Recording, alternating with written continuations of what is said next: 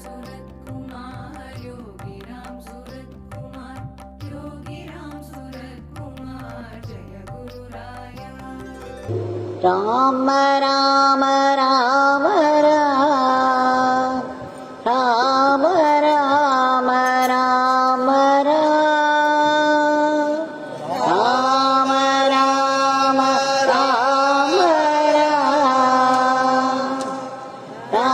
Rama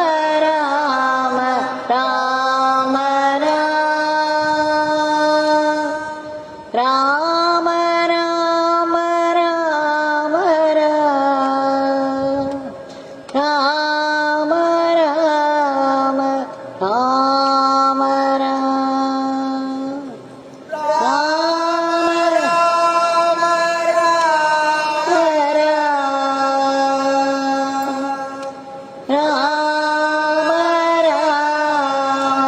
Rama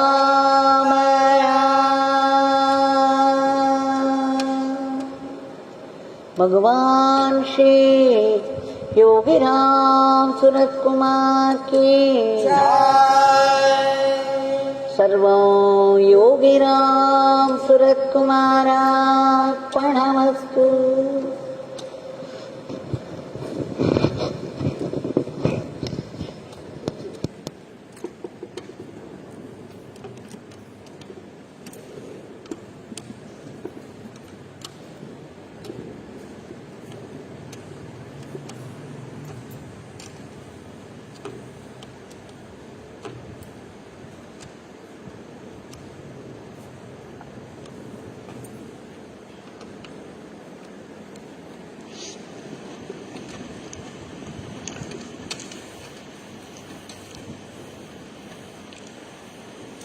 We have been singing the powerful Guru Mantra,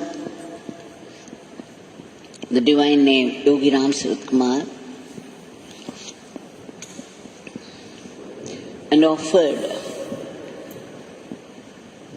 the Nama Pushpas at the lotus feet of Bhagwan, and that with deep gratitude for giving us this opportunity to sing together. And that again, the powerful shrine of Bhagwan. So let's celebrate the gift of grace.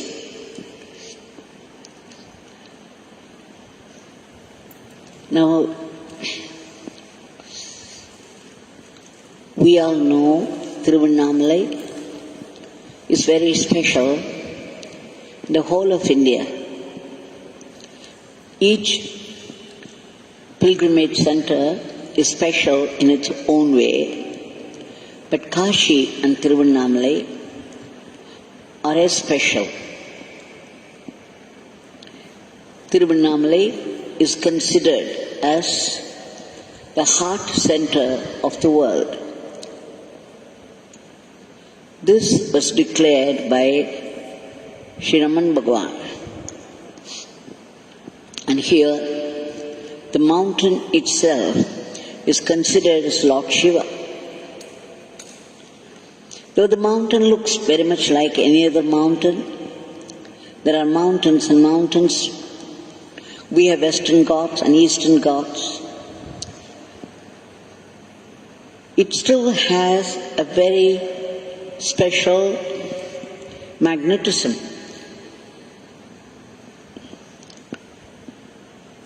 Even the Mahatmas look very much like ordinary human beings, but then they are very special. They are established in the highest truth, and everything about them radiates that truth. Likewise, Arunachala Mountain is very special because it's Shiva himself. Many thousands of years before, Lord Shiva stood as a huge column of fire. The fire is not the physical fire. It was a huge column of light the light of Parabrahman, the light of the ultimate deity, the light of the highest knowledge, the truth. Now that's solidified into the present condition. Now it looks like a stone mountain. But then we shall see in any sanctum sanctorium, in any temple, there will be a special energy. And people are not allowed inside. Now here, if you consider Arunachaleshwara, the mountain, as Lord Shiva, the Shivalinga, then you can be very sure the whole of Tiruvannamalai is the Garbhagriha, the sanctum of Lord Shiva, which means very high energy. So much so, here the mountain has a magnetic pull towards all those sages from the ancient times,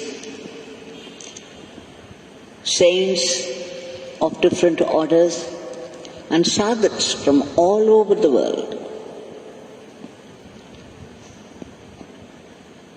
They say in Tamil, it says, come, come. Come, come to whom? Jnanatapodhanargal. The one who had attained the highest state of jnana by tapas. The one who has the wealth of tapas and attained the state of highest knowledge. Such people, the mountain says, come, come, you're welcome. So we see there's an extraordinary collection of ancient rishis from time immemorial.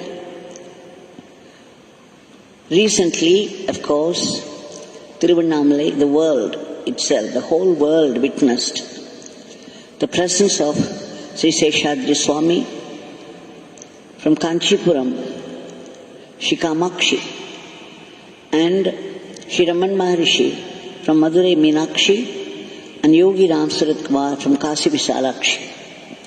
Three powerful Shakti shrines had their representation here in Tiruvannamalai in the forms of these three spiritual giants. You know that all the three were devoted to Lord Shiva. Shri Ramana Bhagavan called Arunachaleshwara his father. And despite his Atma Vichara and the talk of the self, he prescribed the mantra Arunachala Shiva, Arunachala Shiva. Arunachala Shiva, Ahame Ninaiporku, Ahamber Arupai Arunachala. One who chants Arunachala Shiva, their ego will be uprooted by Arunachala Shiva. And he used to go around the mountain. He also instructed people to walk very slowly, like a 9-month-old pregnant lady. This 9-month, you know how heavy they must feel and how slowly they walk. And this is what Shri Ramana Bhagavan instructed. Walk slowly, all the time absorbed in Shri Arunachaleshwara. He also said, don't go too close to the mountain, move away. You walk in the outer, because till today, many great Mahatmas are going around the mountain, the Devatas, Siddha Purushas. They're all walking around the mountain. And if you leave some space with reverence for those people, with veneration, they would bless you. It would also amount to going around them. This is what he said. So going down the mountain is considered as a very great sadhana, a very powerful sadhana. One day when Ramana Maharishi was walking around the mountain, he found a hole. And out of curiosity, he went near and he found the way inside the mountain. He walked ahead and he peeped in, and what did he find? A whole new world of rishis and mahatmas in varied states of meditation. Everyone was like a statue, sitting perhaps for years in the state of samadhi. There were people standing on one leg and doing their tapas. Many had long beards and long hair curled up on top of the head. And there were trees, streams, birds, animals. It was a replica of the world outside, yet there was a difference. There was golden light everywhere. And the energy of the world was so high, he hastily withdrew and then told the authorities of the temple to close that hole. He said people should not go inside. People might venture inside, and that would mean their death. Because the energy is so high inside, people may not have the purity to withstand that energy. With the result, the body would die. Now after that, nobody had seen this. Very few had heard about it. And I even asked Bhagwan about this once. He smiled and said, Amma Devaki, yes Devaki. The Siddha Loka is there. And then again he began to laugh. His typical laughter, the cascading laughter, but he would not divulge any further secrets about that. And I was afraid to push ahead. Curiously, after the Mahasamadhi of Bhagwan, Shri Mohanji came a few years back, and the very first time he told me about his experience of Arunachala Mountain. I believe he was staying here with his group of people for quite a few days. And one day, he had a very curious experience. He said he was walking towards this Arunachala Mountain, and suddenly a tall sage came out of it, out of Arunachala. He called Shri Mohanji to come near. And then he began to walk ahead, and Shri Mohanji followed him. And they were walking and walking for some time, and suddenly Shri Mohanji felt that they were going inside the mountain. And after some time, they came across a space where it was filled with golden light everywhere. He saw many sages in different states of meditation. There were streams of water, huge trees, birds, but everything was golden in color. Suddenly he felt, he had heard about Siddha Loka. He felt that this was an extraordinary world that Arunachala is carrying in its stomach.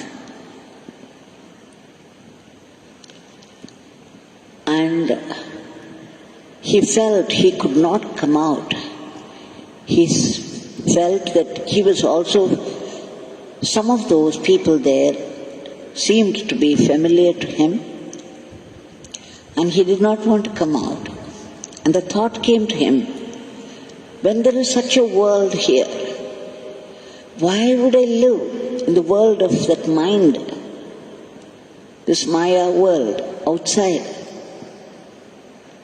As soon as the thought came, he found himself coming out of the place. Very curious indeed. As long as he was one, without any thought, completely absorbed in the world there, all that he could see was only this. People in varied states of tapas, states of samadhi, and the golden light permeating everything there. But the minute the thought of the world outside, and his feeling intensely, why would he stay outside, in the outside world? Suddenly he felt he was out, he had come out. If great masters begin to feel that they should go to Siddha Loka, what would the people of the world do? They have come here with a mission to lead the mankind to light. I remember a story from Swami Nityananda of Ganeshpuri.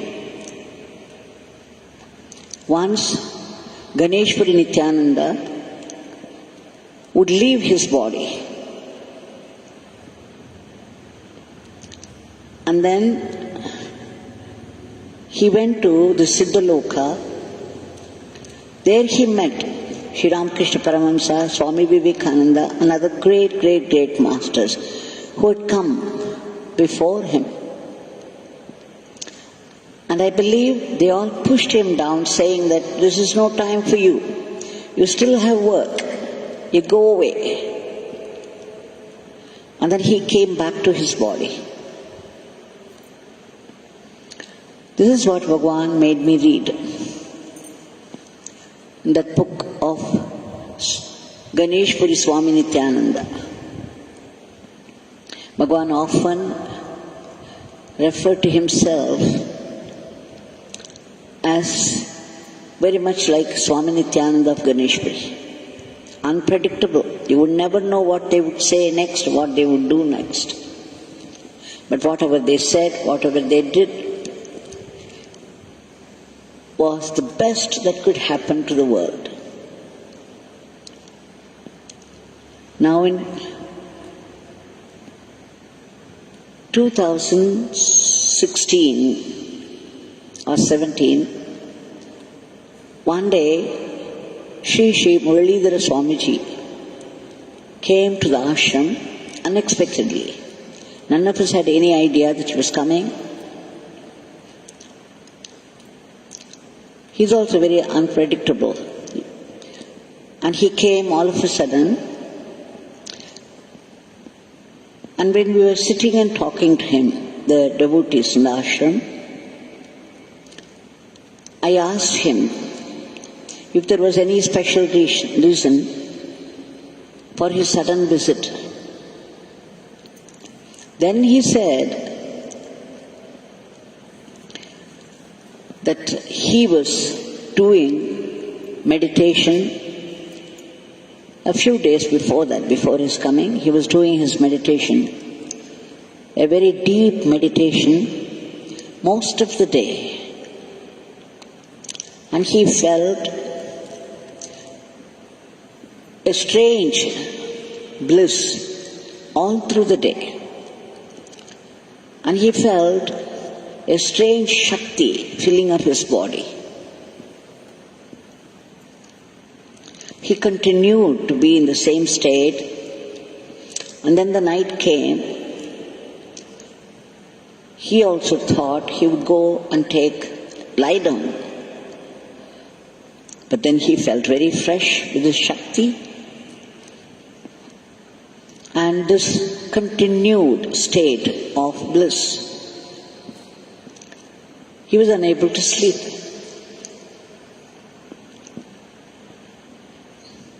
And finally, when he fell asleep, he had a dream. In the dream, he found himself sitting in Tiruvannamalai on the mountain with Bhagwan Yogi Ramsuratkumar. Bhagwan was talking to him on something. They were talking and talking. And suddenly, even while talking, Bhagwan got up and held out his hand. As soon as Swamiji caught his hand, Bhagwan began to drag him. He walked so fast, he literally dragged Swamiji with him. And they were walking and walking, and soon they found themselves, Swamiji found himself with Yogi Ramsuratkumar Bhagwan on the path, the mountain path. So Swamiji thought Bhagwan was taking him round Arunachala Mountain. They were going on Giri Pradakshina. But then Bhagwan stopped before the mountain, very close to the mountain, and started to walk inside. All the time holding the hand of Swamiji. And Swamiji found himself going inside the mountain. Again, he also came across a golden world, a brand new golden world, filled with golden shine. Everything seemed golden there. He found even the ancient rishis, some in sitting poses, some standing on one foot. And there were streams of water and huge trees. The banyan trees, he says. There were even snakes and stone boulders. But every one of them was filled with a golden shine.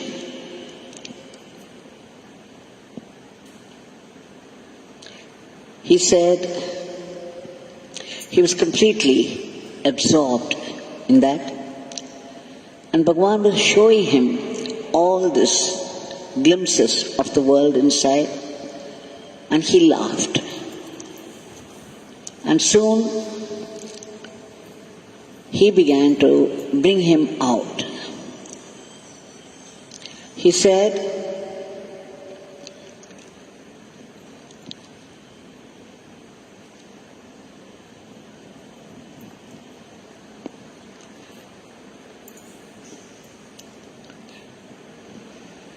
as soon as they came out, the scenes, the glimpses he had of the golden inside of the mountain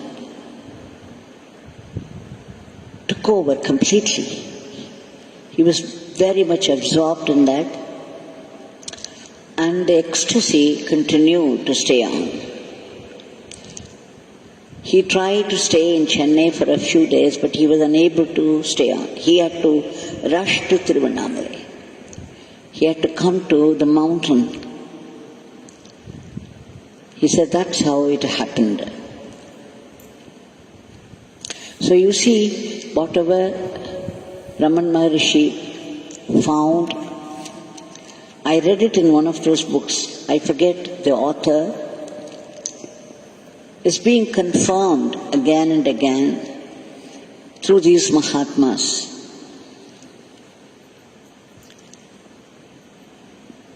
So this golden world inside us, this Arunachala Mountain, it may look like any other mountain, but still there is no other mountain like this. It's a golden mountain with emanations of golden light, which means energy of the highest order. And they say that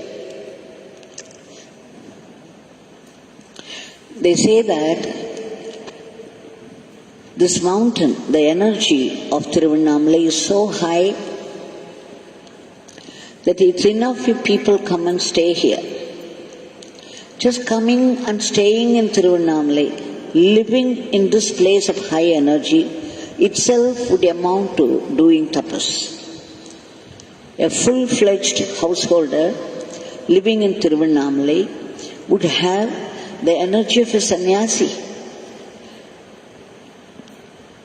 A sannyasi given to austerities. Just imagine that. The tapas is made easy here. One day, when Bhagwan was seated there in the Pradhan Mandir, he called one of the ashramites and said, "This beggar would like you to go outside the gate, ashram gate. Stand there and try to feel the atmosphere. And then come inside the ashram and once again stand there for a few minutes and try to feel the atmosphere here. Come and tell me if you find anything." So this ashramite went outside, stood there for a few minutes, and then as instructed by Bhagwan, he also came inside, stood there, and after a few minutes, he came back to Bhagwan and reported, "Bhagwan, outside the energy is so high, I found myself absorbed in the peace. It's very high, and the mind became quiet, and there was joy. And then, as you instructed, I came inside and stood there, and I was completely overwhelmed because there was an extra energy here. Whatever I felt outside, there was an added strength, added peace, added energy, extraordinary. Instantly I felt the difference between outside and inside. Bhagwan's face became radiant and he was smiling, and then he looked at me from the chair. I was seated in the kutir there. He said, "Devaki, did you hear it? Did you hear what he said?" And then he said, he declared to me, "The whole ashram is filled with my father's Shakti, my father's power, my father's grace. The whole ashram is meditation hall. You people call only one room meditation hall. The whole ashram is meditation hall. Wherever people sit, immediately they can get concentration. They will get absorbed in the divine. Such is the power and energy of this place."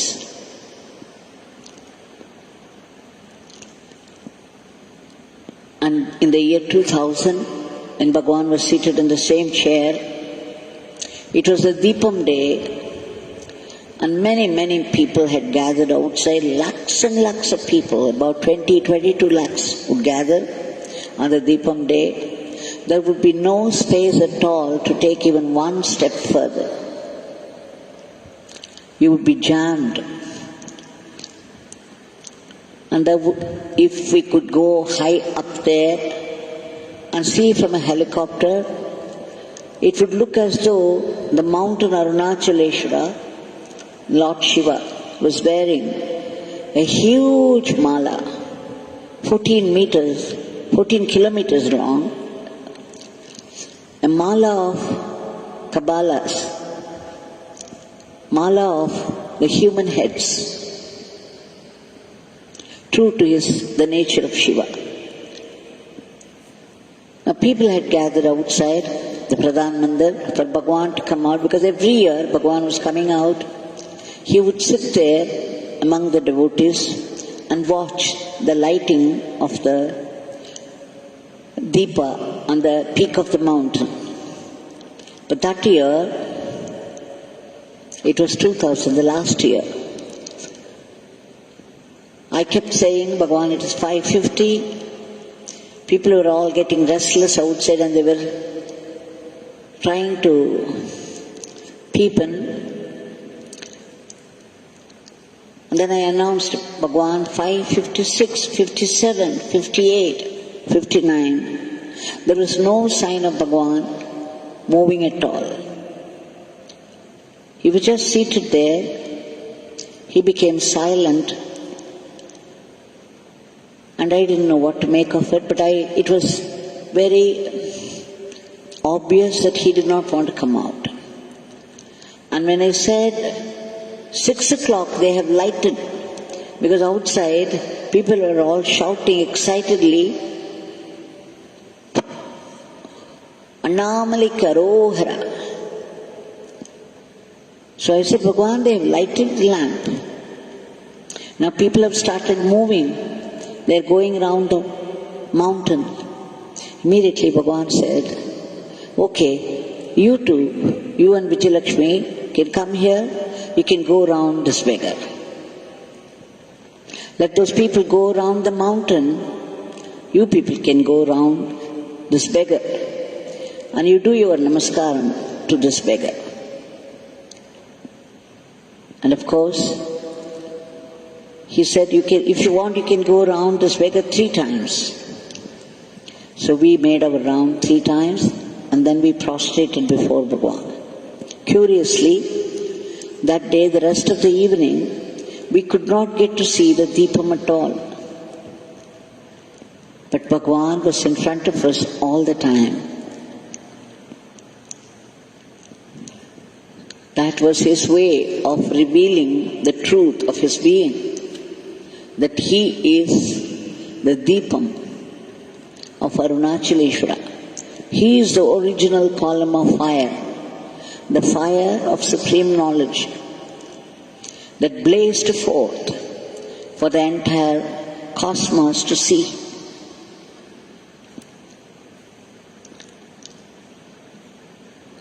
Now that Bhagwan, something very special about Tiruvannamalai, because of the magnetism, the magnetic pull of the mountain.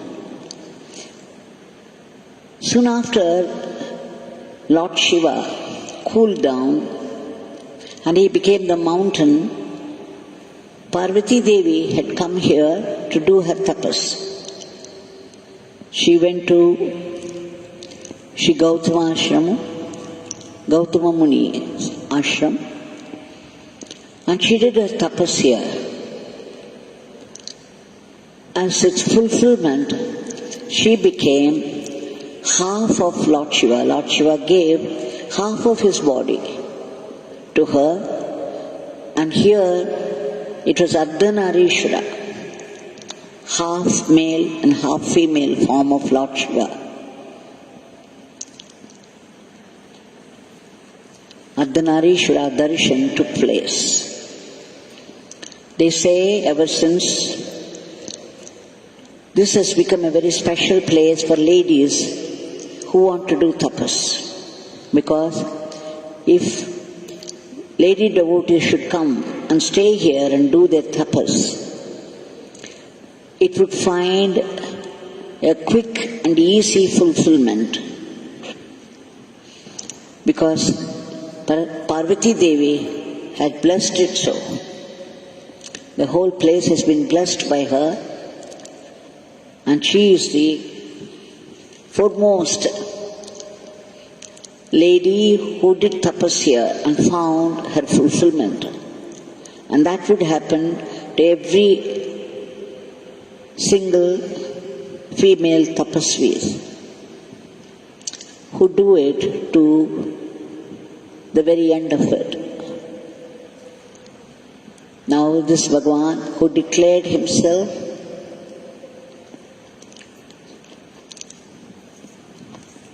as none other than Lord Arunachaleshwara is here before us with his raised hand in benediction, and his face is in deep samadhi.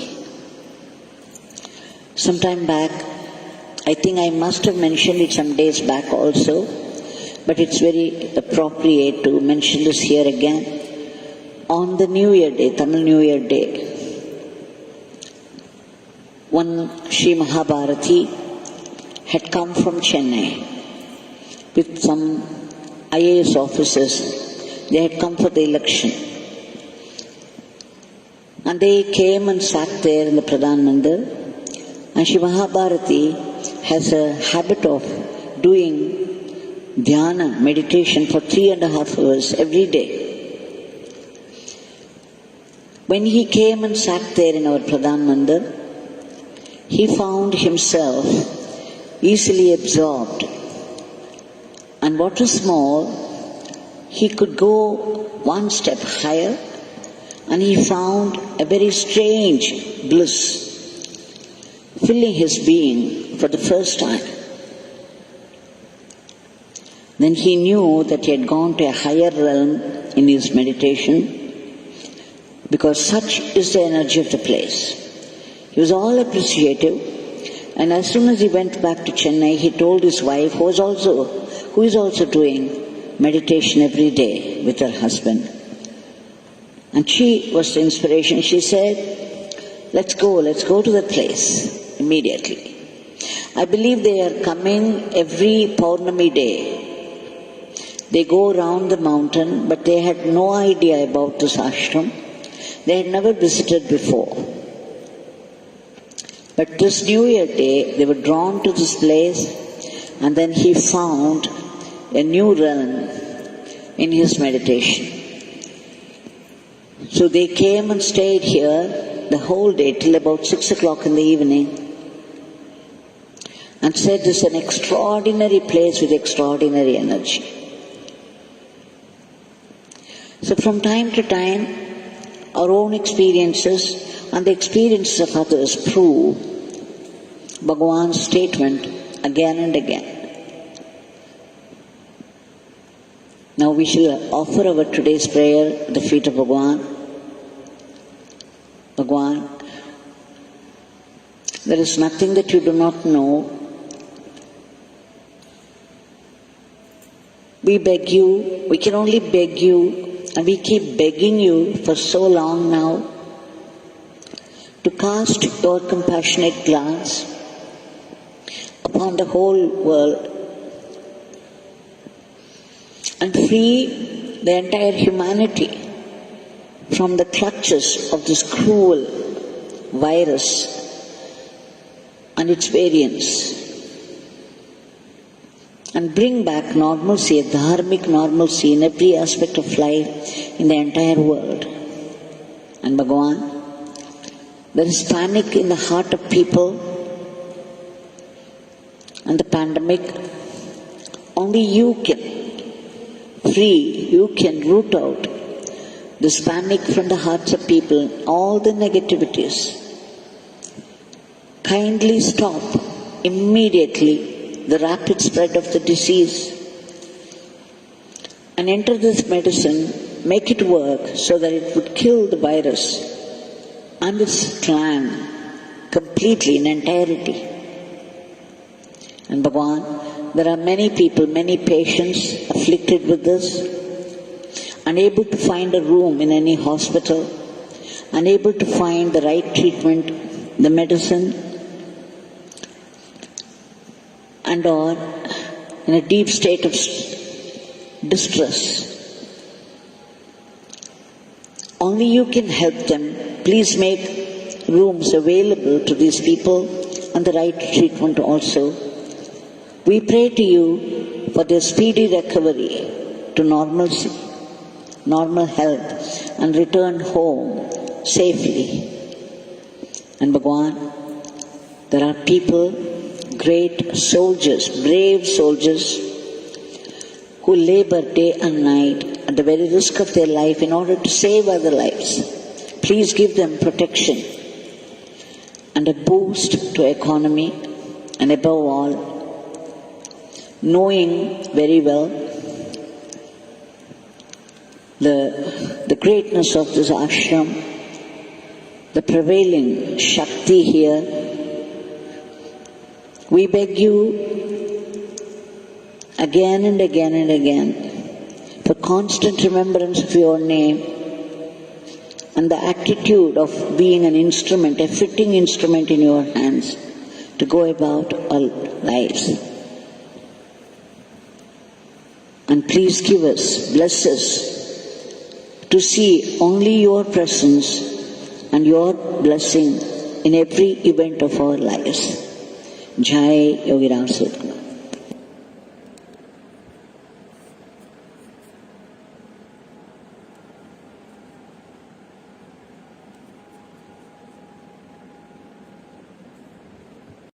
Yogi Ramsuratkumar, Yogi Ramsuratkumar, Yogi Ramsuratkumar.